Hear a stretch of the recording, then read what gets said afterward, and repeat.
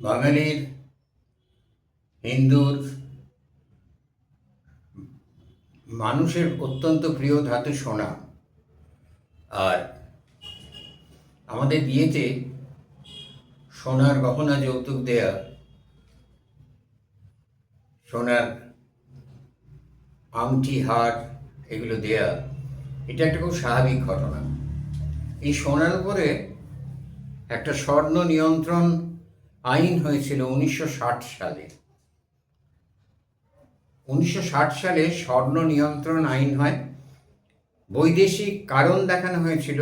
কেন্দ্রীয় সরকার, তৎকালীন কেন্দ্রীয় সরকার কারণ দেখিয়েছিলেন বৈদেশিক মুদ্রা সংকট এবং সোনা পাচার। এইটা রুখতেই তারা নাকি স্বর্ণ নিয়ন্ত্রণ আইন করেছিলেন। স্বর্ণ নিয়ন্ত্রণ মোরারজি দেশাই। স্বর্ণ নিয়ন্ত্রণ আইনটা কি? 14 ক্যারেট সোনার বেশি, 14 ক্যারেটের বেশি বিশুদ্ধ সোনা দেওয়া যাবে না। সাধারণত গহনা তৈরি হয় 22 ক্যারেট সোনায়, আর যারা খুব খাঁটি সোনায় করেন তারা 24 ক্যারেট সোনায় করেন। কিন্তু সোনায় খাদ না থাকলে নকশা করা মুশকিল। তাই 22 ক্যারেট সোনাতে সব থেকে সুন্দর নকশা তৈরি হয়। এই 22 ক্যারেট সোনা যখন বন্ধ হয়ে গেল, আইন করে বন্ধ করে দেওয়া হলো, তখন প্রচণ্ড সমস্যা দেখা দিল স্বর্ণকারদের পরিবারগুলোতে। সবাই তো বিরাট অমুক জুয়েলার্স, তমুক ম্যানশন নয়।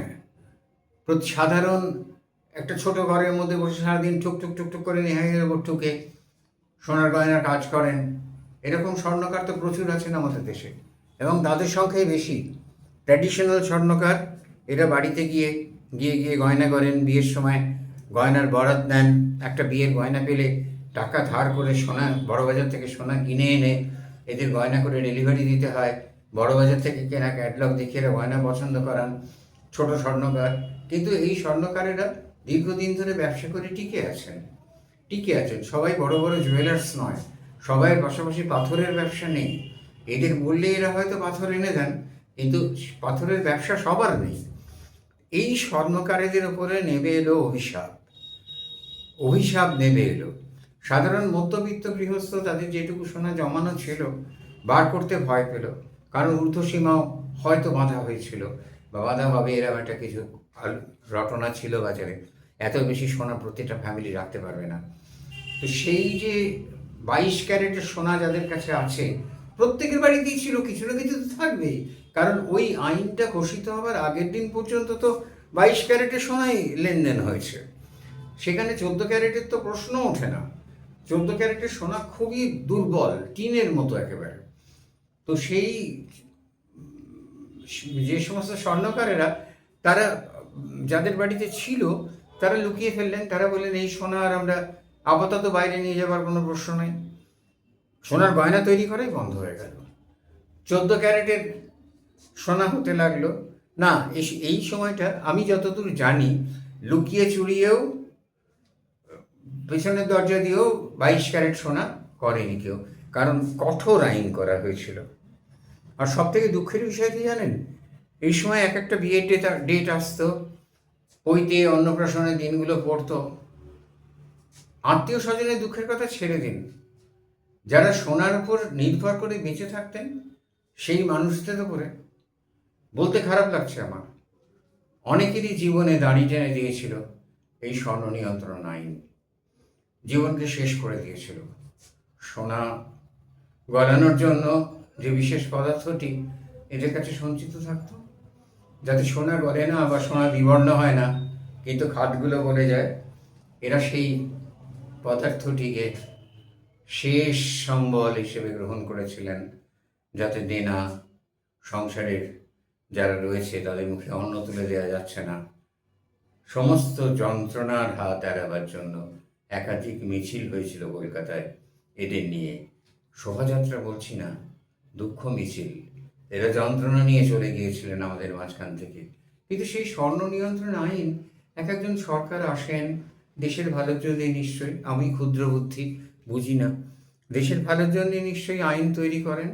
সেই আইনের ফলে কিছু মানুষের বলি হয়, কিছু মানুষ হয়তো সুযোগ সুবিধা পান, জানি না এক্ষেত্রে কে সুযোগ সুবিধা পেয়েছিলেন।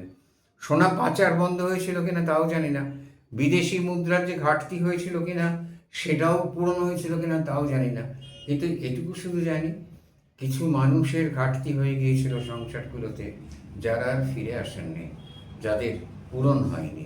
22 ক্যারেট সোনার গয়না গড়তে না পেরে যারা মৃত্যুকে আলিঙ্গন করেছিলেন, সেই ঘাটতি কিন্তু পূর্ণ হয়নি। এই ছিল স্বর্ণ আইন। এরপরে আমার যতদূর খাতা বলছে, ইন্দিরা গান্ধীর সময় আমলে এই আইন কিছুটা শিথিল করা হয়, উঠে যায়নি, কিছুটা শিথিল করা হয়েছিল। আচ্ছা ঠিক আছে, অতটা কঠিন আইন না। শিথিল আইনের সুযোগে আবার সোনার ব্যবসা হয়তো একটু ভালো হতে থাকে, মাঝে মাঝে মানে গয়নার অর্ডার আসে, কাজকর্ম হতে থাকে, একটু পরিস্থিতি আগের থেকে ভালো হয়।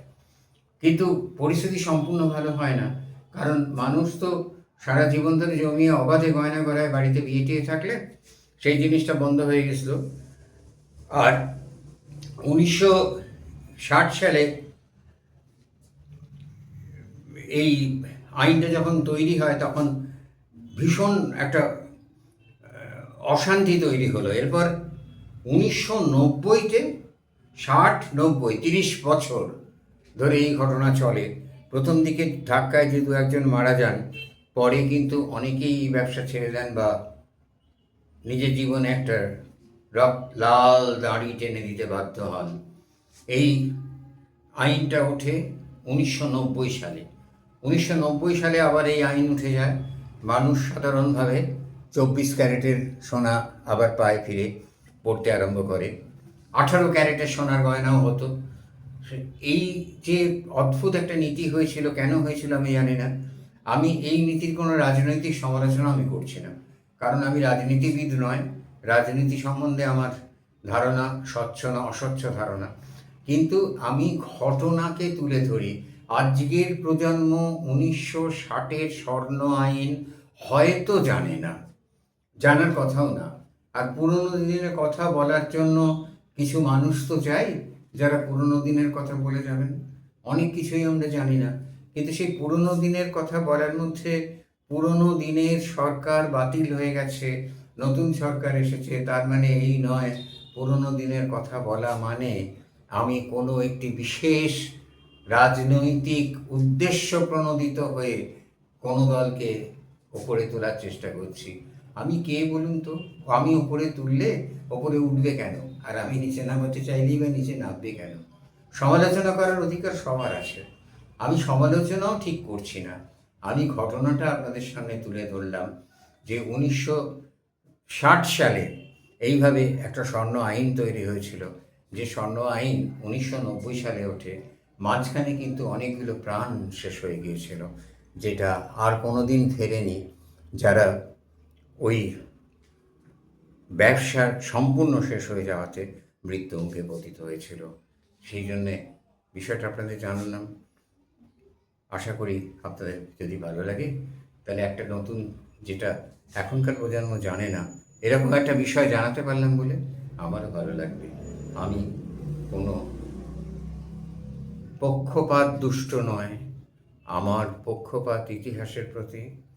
আমি ইতিহাস তুলে ধরি, আমি ঘটনা তুলে ধরি, বিশ্লেষণও করি, কিন্তু তার মানে এই নয় যে সেই বিশ্লেষণ পক্ষপাত দুষ্ট বিশ্লেষণ। নমস্কার।